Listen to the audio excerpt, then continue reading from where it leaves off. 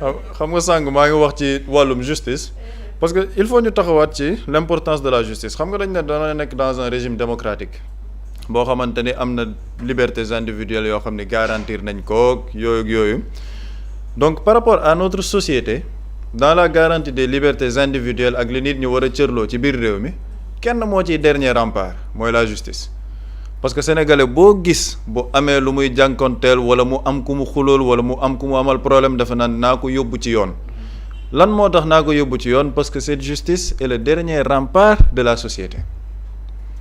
keroog ñu ngi wax le gardien de la révolution mais la justice moom mooy justement le gardien de cette paix sociale bi nga xamante ni bëgg nañ ko donc il est important ñuy wax ci justice di questionner la justice ba pare di critiquer la justice parce que mënuñ nekk ci réew moo xam ne nag le président il est critiqué le premier ministre il est critiqué l'Assemblée nationale est critiquée mu am ay pàcc yoo xamante ne kenn du leen tudd il faut ñu leen di tudd surtout bu ñu gisee nag ñoom à travers seen doxalin lan la ñu jur ci réew mi pendant ces dernières années il est important ñu ciy ñëwaat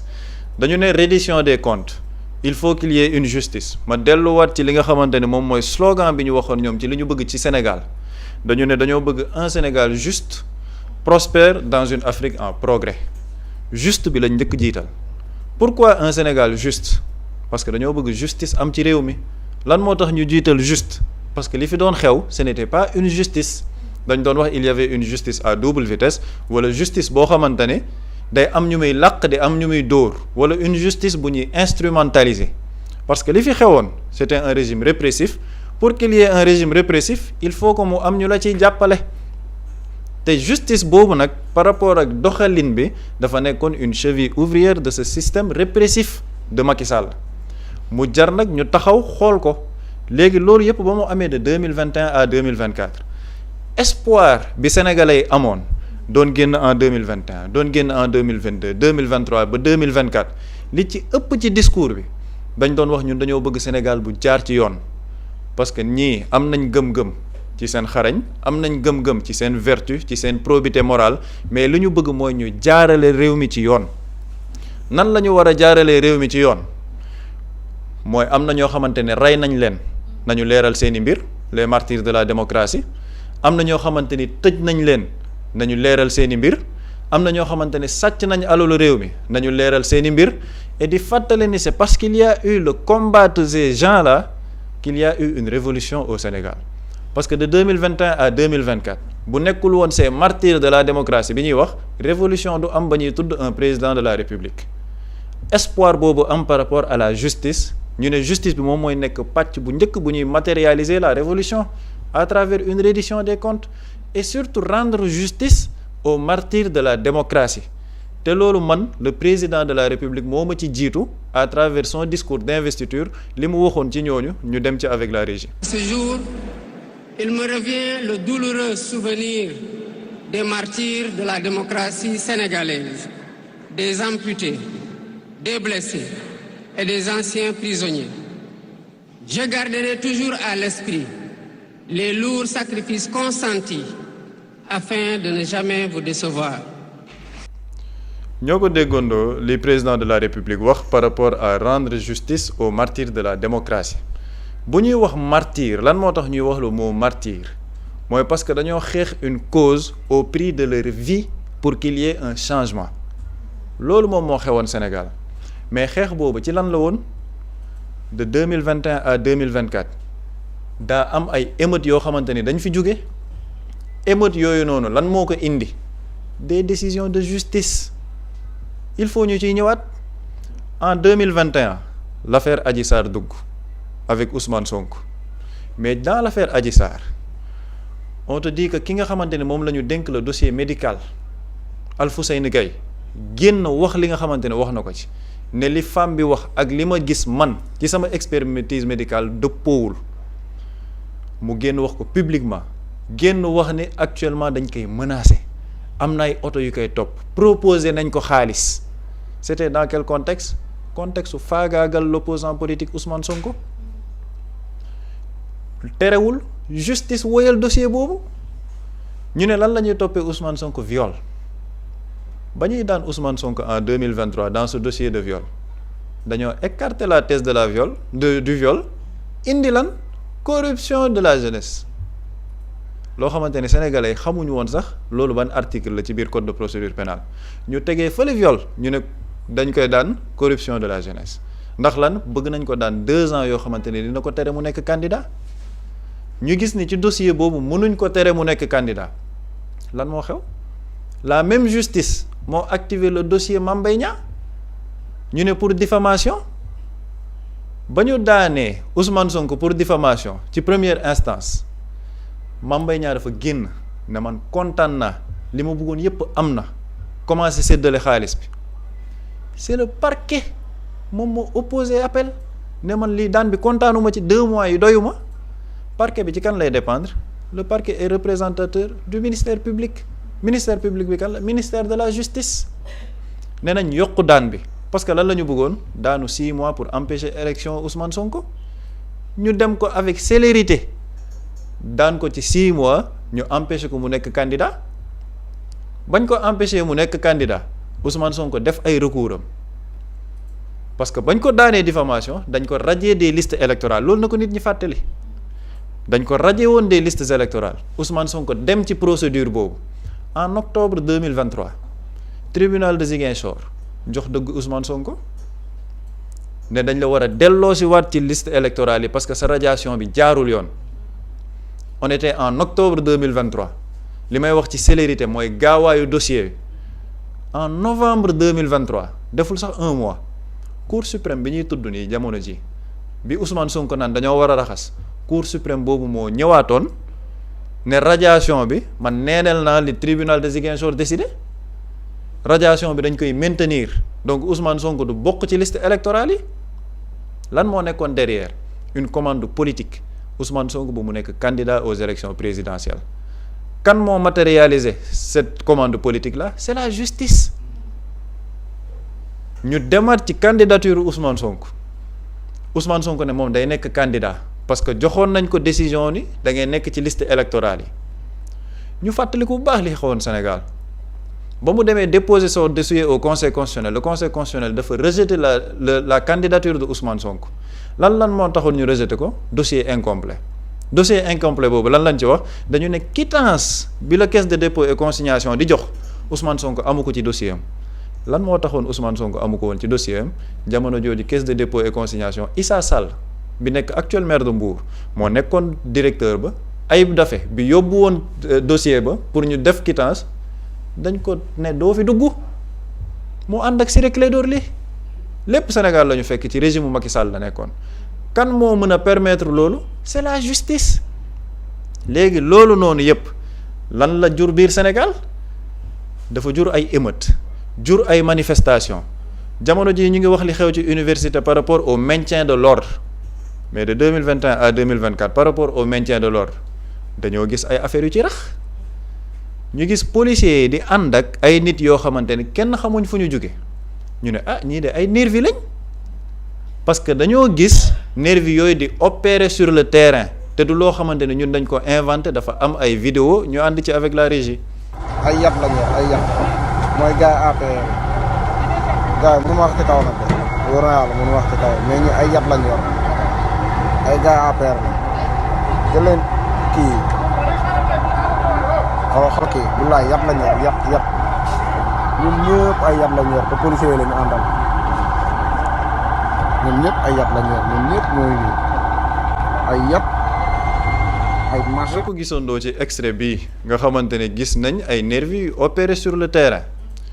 ci biir vidéo bi ñu gis voiture de police di romb auto police bi nga xamante ne ñoom ñoo war a def le maintien de l'ordre ñu lëkkaloog ay nervis sur le terrain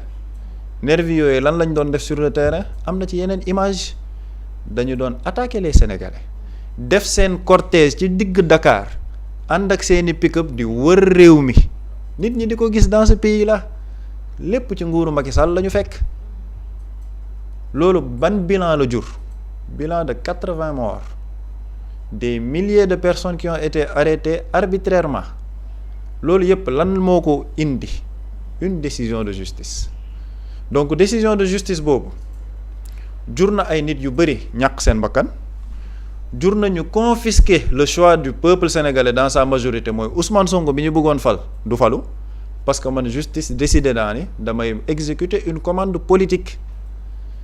te ba ci loolu sax ban ci delluwaatee maintien de l'ordre bi ñu ngi koy wax par rapport ak justice bi ñuy wax parce que il est important ñuy def rappel des faits keroog maa ngi gis université ñu ne waaw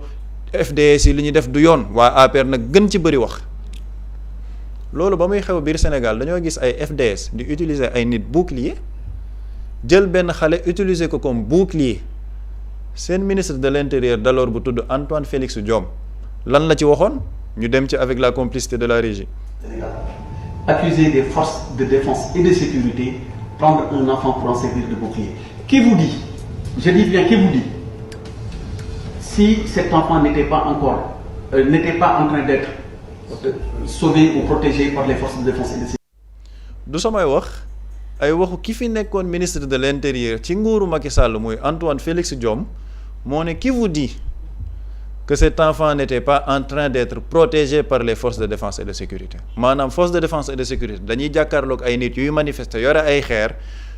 pour protéger xale bi ñu jël ko utiliser ko bouclier lii la ñu dund ci nguuru Macky Sall ñoom nii la ñu yoree woon réew mi instrumentaliser la justice pour des commandes politiques Karim Wade Khalifa Sall ba ci Ousmane Sonko mu jur lii mu jur nii yépp moo tax il est important de questionner cette justice looloo tax nag reddition des comptes bi ñuy tudd am solo parce que lan moo mën a tax lii nii yépp am ci biir réew te du ñu mën a situer ay responsabilités du ñu mën a def pression sur la justice parce que wax naa ko sànq la justice moom mooy garante de la paix sociale bu fekkee ni justice rendruñ ko jàmm mënul am ci boobu réew te lan la ñu nekk di nemmeeku de 2024 à 2026 par rapport à cette justice mooy sénégalais yu bëri dañoo am lu leen métti seen biir xol parce que dañu ne lii fi xewoon ñun ñu gis ko ay nervi di opérer ñu ciy tudd ay numéro 9 ñu ciy tudd leneen ak leneen ñu rey fi ay nit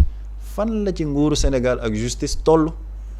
ñu dem ñu ne il faut des réformes de la justice ci programme campagne électorale le président Bassirou Diomaye Faye ne sous 12 mois de magistère damay def des réformes de la justice ñu ñëw def assise de la justice en 2024 ñu ngi ba 2026 il n'y a aucune réforme moo tax ñuy wax reddition des comptes te li tax ñu war a def pression sur la justice encore une fois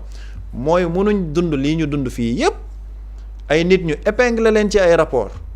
45 milliards contrat d'armement projet de 700 milliards projet décennal pour inondation jeex ci biir réew mi 700 milliards yooyu fu mu dugg 45 milliards d'armement yooyu fu mu dugg le dossier ArcelorMittal dossier boobu fan lañ ci toll yeneen ak yeneen dossier yoo xamante ni premier ministre wax na ko tibb jël la ay rapport yoo xamante ni ci nguuru Macky Sall lañ defee woon rapport yooyu fan lañ ci toll looloo tax sénégalais yi naan reddition des comptes et mettre la pression sur la justice te loolu du waxu sénégalais yi kese daa am kenn koo xamante ni moo ñu ci jiitu woon muy l'actuel président de la république wax ni sénégalais yi lii la ñu war a taxawee ak justice bi ñu déglu ci extrait bi avec la régie. léegi nag il appartiendra aux Sénégalais de mettre la pression qu'il faut sur la justice pour que mu def liggéeyam. Le temps de la justice n'est pas le temps politique, mais ça doit être le temps du peuple au nom duquel cette justice-là elle est rendue. Parce que mënuñu identifier ay nit jàpp leen ci ay rapports épingler leen. Le président de la République moom moo ko wax il appartient au peuple de mettre la pression sur la justice ba mu yokkoon ci mënuñ fi jàpp ay nit ay rapports épingler leen justice bi di daagu c'est le président de la République moom moo ko waxoon donc on est en 2026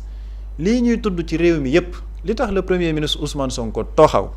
en tant que chef de gouvernement patron de l'administration mu ne man justice bi amatuma ci yaakaar parce que justice boobu lenn nag moo ko mën a matérialiser mooy une volonté politique mooy li nga waxanteeg sénégalais yi ci sama programme bu ma ñëwee lii laay def ci justice ma def ci lii réforme sous 12 mois nga def say réforme après 12 mois boo ñëwee nga ni dañoo war a teg pression kii ne dañoo war a teg pression nga dàq ko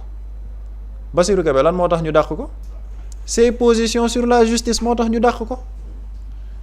Abdourahmane Diouf lan moo tax ñu maintenir ko ba léegi dafa ne il ne faut pas qu'il y ait une justice des vainqueurs il faut une réconciliation donc ligne bi changé na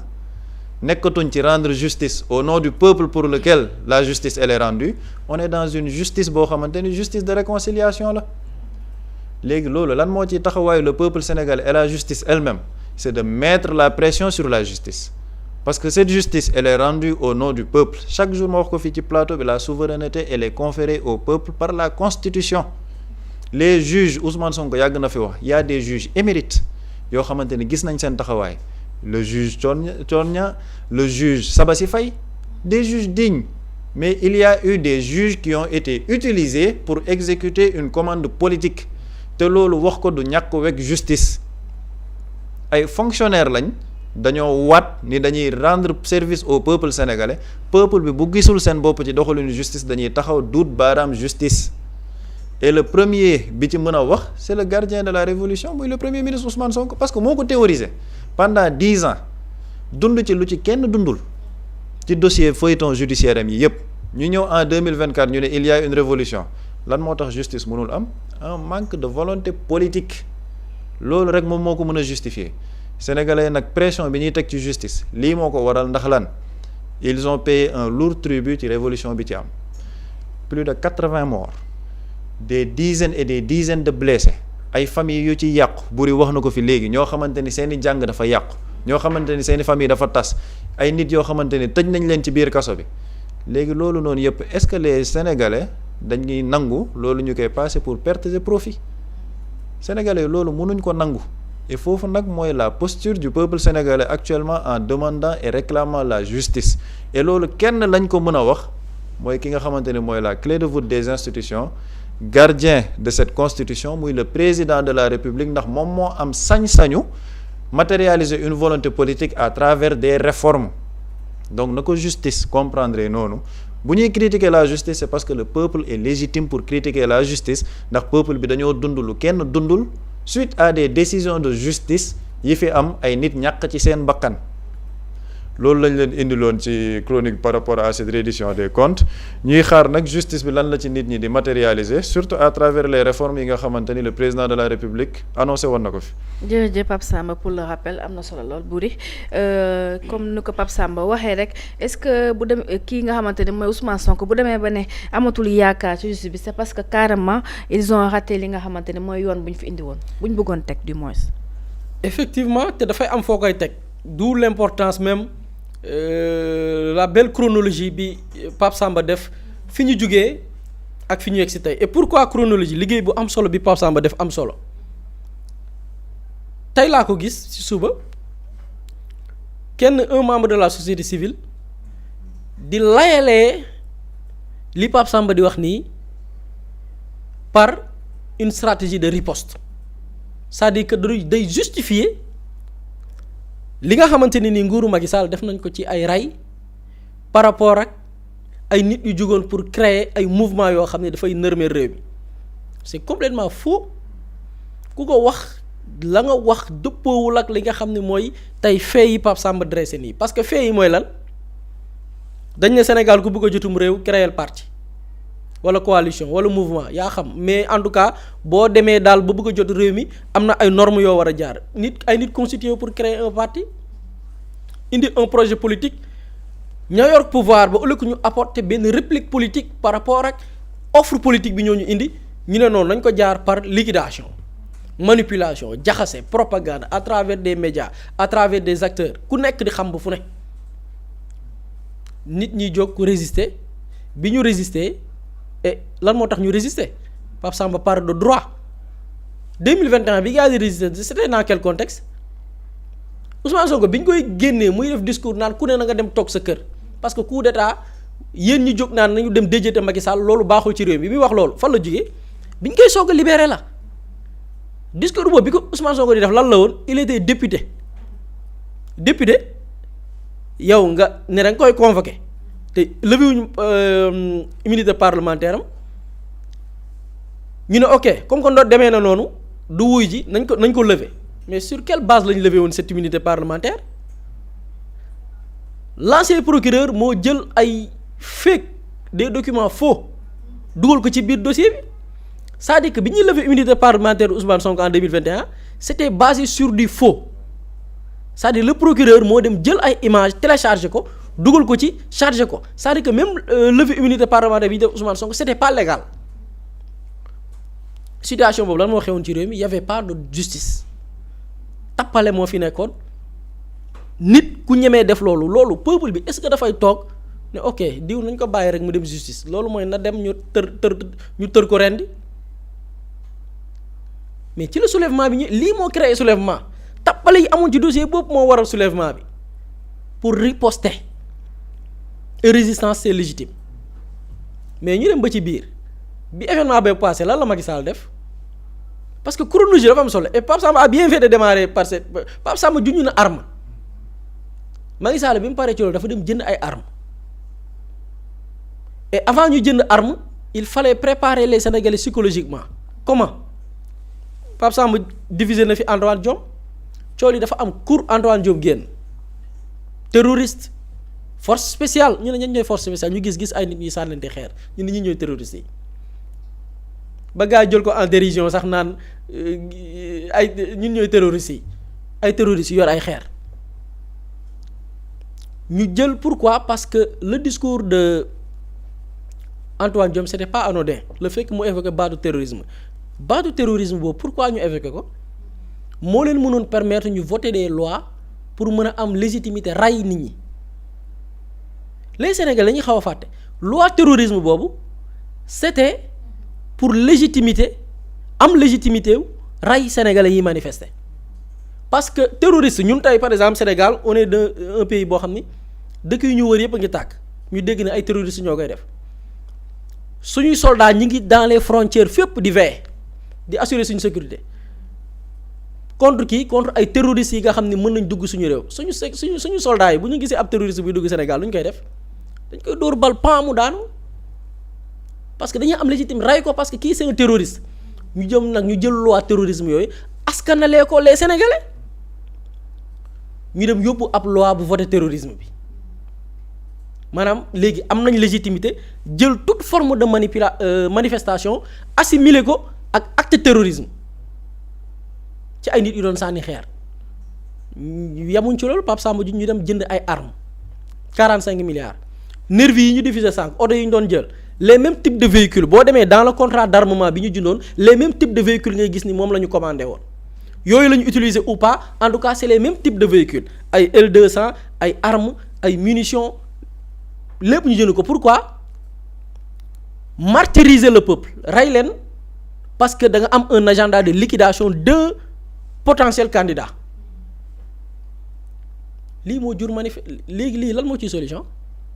les Sénégalais dëkk boo xam ni ci xeex manifestation par des pancartes révolution boo xam ne ay nit dañ ko mener par la guerre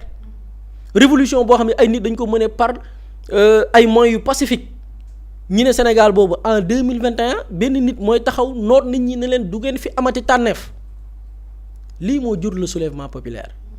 il fallait se battre c'est-à-dire que man je suis même contre ñenn ñi nga xam ni parfois avec tous ces événements yi passé ñu bëgg a fàtte loolu le combat était légitime avec le régime de Macky Sall c'était un devoir de riposter ce régime avec tous les moyens qu'il faut tooñ askan salfaañe yoon jëndi ay armes tuumaa leen terrorisme ku génn ñu dóor la bal nga dee lii moo taxoon jug cette révolution donc bépp membre de la société civile bu toog ci télé naan Macky Sall dafa riposter woon par rapport ak ay nit yu jugoon waxu dëgg ak noo mën a mel ak koo mënti doon et les Sénégalais pourquoi may soulever souvent rappel bi Pape Samba def parce que des gens actuellement dañu nekk ci agenda wu bindaat cette histoire là travestir li nga xam ne mooy les faits biaiser li nga xamante nii mooy la chronologie lii moo tax nit ñi jóg donc le combat la riposte était légitime il fallait combattre ce régime avec tous les moyens qu'il faut ba pare am ci fierté nag xam nga tey gars yi da ngay gis parfois ñu indemniser les anciens prisonniers les ex-détenus politiques ay nit ñiy kaas ñenn ñi sax di jéem a faire oublier l'histoire il faut assumer cette révolution là c'est-à-dire que assumer cette révolution très fier de combattre le régime de Macky Sall ak ñëpp ñi ñu àndaloon loolu c'est une fierté tey loolu lépp gannaaw bi mu amee ñi def loolu lépp da leen war a teg ci yoon parce que ñi ko def ay nit lañ contrat d'armement bi may wax sànq xam nga Pape Samba dafa ne am na ñoom seen dossier da ngay dem rek ñu naan coppet yóbbu xam da nga ko waxee am na ñoo xam ne da leen jàpp ci loo xam ni te ñi ngi wax wàllu arme yi ñu doon martyriser le peuple arme bi dañ ko signé ci contrat bi dañ ko signé ci lu dul dëgg parce que ministre des forces armées moo am droit jënd arme commander arme parce que moom moo xam ses besoins en équipement et tout ñu jël un contrat d'armement 2 ministres ñoo ko signé ministre des finances Abdoulaye Daouda Diallo ministre de l'environnement ki ñuy woowee Imam Mbaw di ko tooñ Abdou Karim Sall ñooñu Abdou Karim Sall lu ci yoonam ci contrat d'armement boo waxee ñu layalee ko ni oui pour la moo yoroon environnement bi pour la sécurité li nga xamante ni pour les services des eaux et forêts service des eaux et forêts armée moo leen jox arme man laaj naa ku ma xam ku bokk ci wàllu arme mu ne ma service eaux et forêts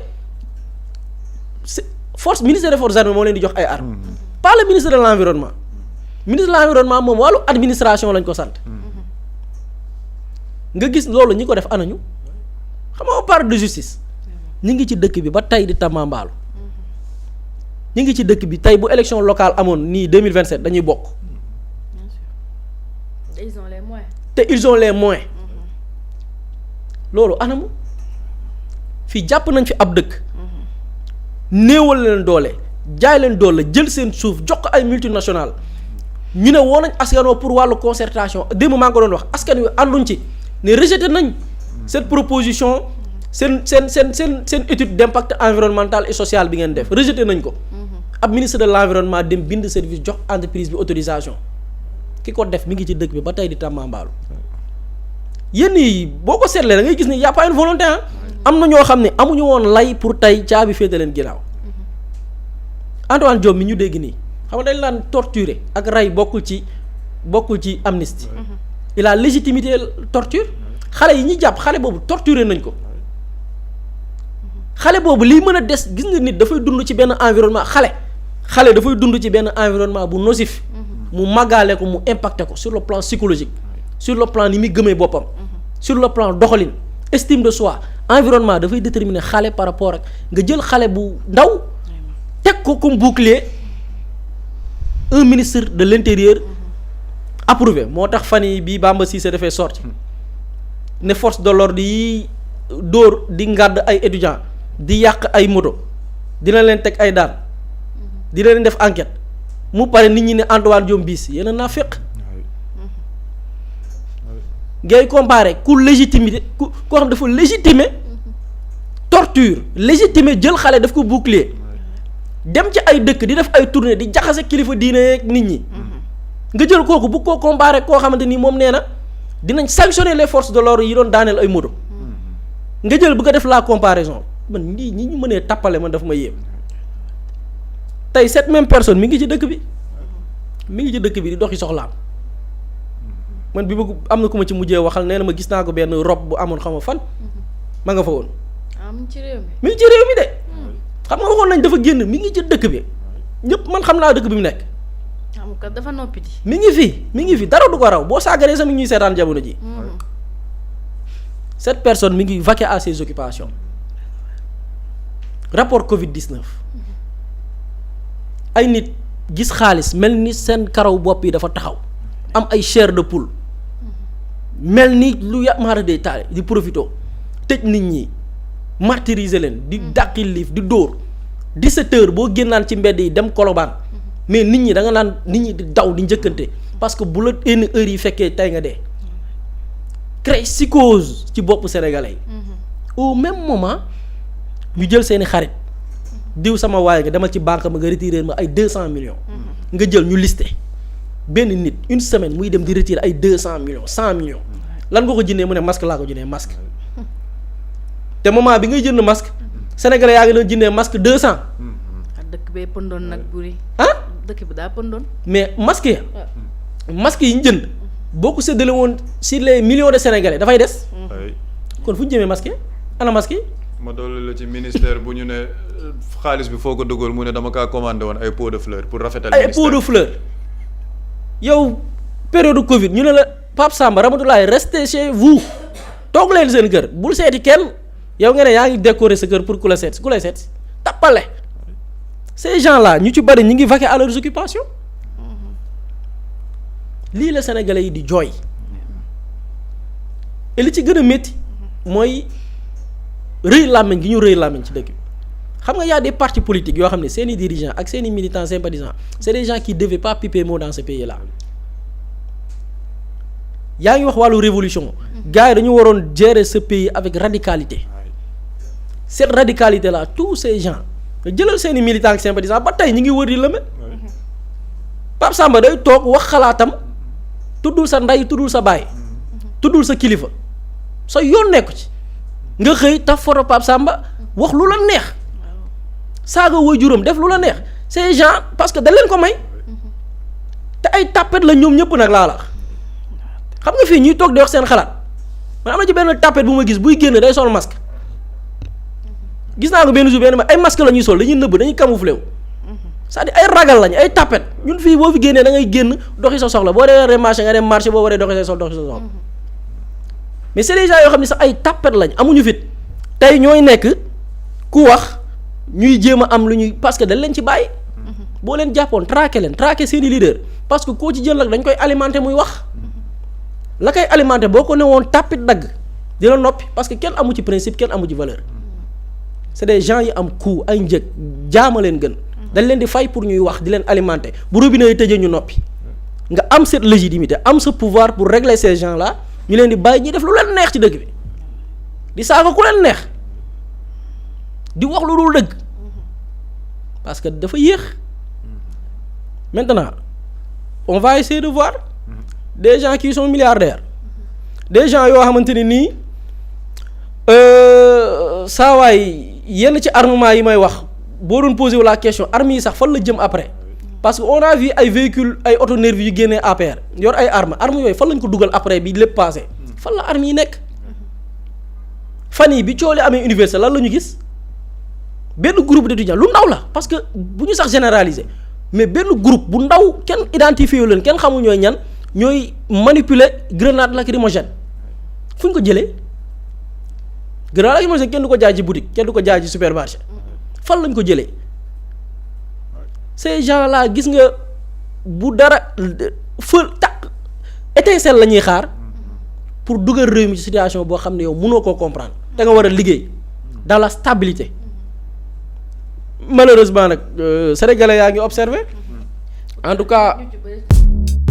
Mously Immo Sénégal moo leen di indil saafara ci jafe-jafe bu ngeen am ci wàllum immobilier yow mi bëgg a jënd kër yow mi bëgg a tabax wala nga jaay sa terrain jokkool ak waa Mously Immo ku am sa kër bëgg ku la ko terrassel wala nga am sa tool bëgg ku la ko lotisel defal la ko ay terrain Mously Immo Sénégal daf leen koy jàppandal gunge leen ci anam gu mucc ayib ku am sa kër itam te nekkuloo ci biir réew mi bëgg ku la ko toppatool gérer la ko Mously Immo moo ci gën a gaaw gën ci wóor ku bëgg réfectionner tabax wala nga defar plan architecte mën nga jokkoo itam ak waa Mously Immo Sénégal mën ngeen leen a woo ci 77 887 25 13 77 887 25 13 Mously Immo indi saafara ngir jëndum kër tabax jaayum terrain terrasse yi ay tool wala lotissé ko defal leen ko ay terrain loolu lépp Mously Immo moo ci gën a gaaw man ngeen itam abonné ci seen chaîne YouTube Mously Immo Sénégal ngir am yeneeni xabaar yu gën a dëggu wala itam wàllum conseil ci wàllum immobilier fii ci biir réewum Sénégal